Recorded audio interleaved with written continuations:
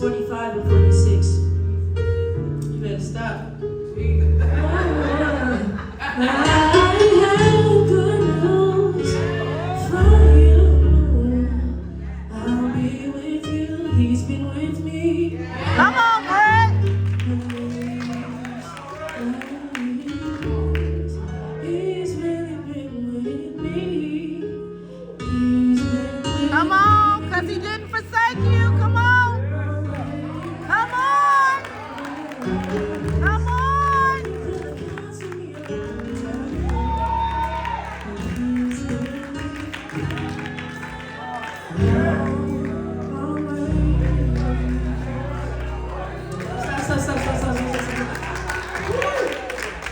From noon until 3 in the afternoon, darkness came over all the land.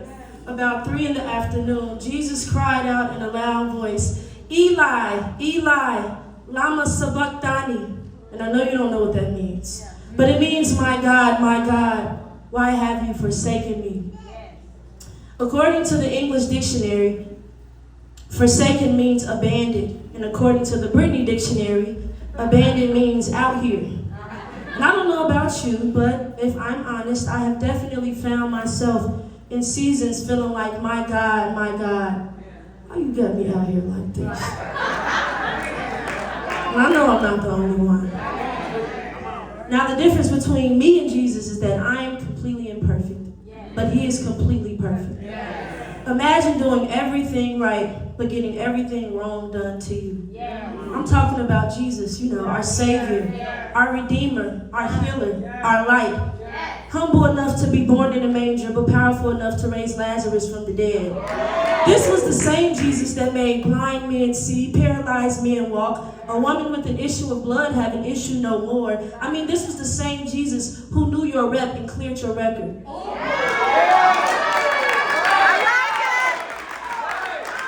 This was the same Jesus who knew your rep, yet cleared your record. He was blameless, without sin, the epitome of love. A man who came on assignment, was clear on his assignment, but for a moment he still felt abandoned. Yes, for a moment, Jesus, our Savior, still felt abandoned. Imagine his thoughts at this point on the cross. Why does it have to go like this? Why couldn't I just save the world and die of old age? Why couldn't I just get taken to heaven like Enoch and Elijah, who were also faithful and obedient? Couldn't the miracles I performed help me bypass this whole cross phase? How come I'm bleeding for people who will still play in my face after all of this is over? It's hard for some of us to believe that the Savior, who was once sleeping during a storm that he brought peace to, is the same Savior who is now in the middle of a different type of storm, in need of reminding that he still is that same peace. Some of us discount the fact that part of his human experience included human emotions. Is it possible that you can know who you are, show up as your best self, and still need to be affirmed by your Father? I find it interesting that in this moment, he didn't refer to him as Dad, but he referred to him as God, my God, why have you forsaken me? I'd like to think he was displaying for us what it looks like to have both relationship and reverence. I understand that I'm your son. I understand that you believe in me. I understand that in the beginning was the Word, and the Word was with God, and the Word was God, and I am the Word. And I've known from day one that this would happen, but now it's happening, and I kind of don't like it. I'm not feeling this cross phase. I know I'm your beloved, but I feel abandoned. My God, why you got me out here like this? Imagine his thoughts. I mean, his mama was there. His friends was there. His followers were there. People who saw him perform miracles were there. If this was 2026, we'd have our phone out at the cross like this.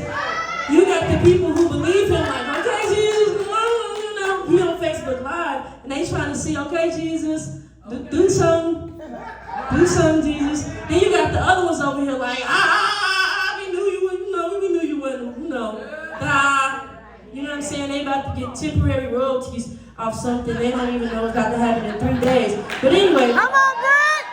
Here he is, on the cross, been bleeding for hours with a crown of thorns on his head because they made a mockery of who he actually is. And you don't think the human side of him felt forsaken, wouldn't you? Yeah. Imagine how many people were standing there doubting silently. Imagine the amount of people wondering why the Son of God just didn't stop this cruel moment of suffering. Oh, you're the Savior, right? Come down from the cross. I'd like to submit to you that he had to suffer for you to save you. Even in all of this, he never complained to the people hurting him, nor did he ask them to stop, but instead he expressed his agony to his Father, the only one who really could fix it. Just because he didn't complain doesn't mean he wasn't sad. It's easy to lose yourself when a season doesn't feel fair, but just because something doesn't feel fair doesn't mean God isn't fair. Sometimes we want God to stop what he wants us to endure. Some of us wouldn't have even survived every station on the cross. Let's just be honest. We can't go to Planet Fitness for longer than 10 days, sometimes 5, sometimes 2. We might have bled out at the beginning of the walk. Depending on your size, the cross might have crushed you before you even made it to Calvary. Y'all try going to pick up a cross full of everybody's past, present, and future mistakes and see if it won't break your heart or break you. Perhaps Jesus stayed alive the whole time so we could feel the magnitude of his sacrifice for us. Yes. Have you ever prepared for something and when it was time for the big moment you felt sick or anxious? It doesn't mean God didn't call you to it. It means he'll have to carry you through it. Jesus displayed for us that we are allowed to express our true feelings to God when we don't understand his plan. He spent his entire life preparing for this moment, and he respected the call on his life enough to still fulfill his assignment because of what was in him, not around him. I'm sure God, as his Father, did have compassion for his Son. If humanity had acted right, if we had acted right, not y'all, if I had acted right, it wouldn't have even come to this. But because he loves us and wants us to be with him in eternity, he implemented a safety plan. And a plan for you to stay saved has a process. Okay. If you don't remember anything else I said today, remember this. Jesus didn't stop the process because he felt abandoned. He called out to the one who could give him strength. How will you respond the next time you feel like you're out here?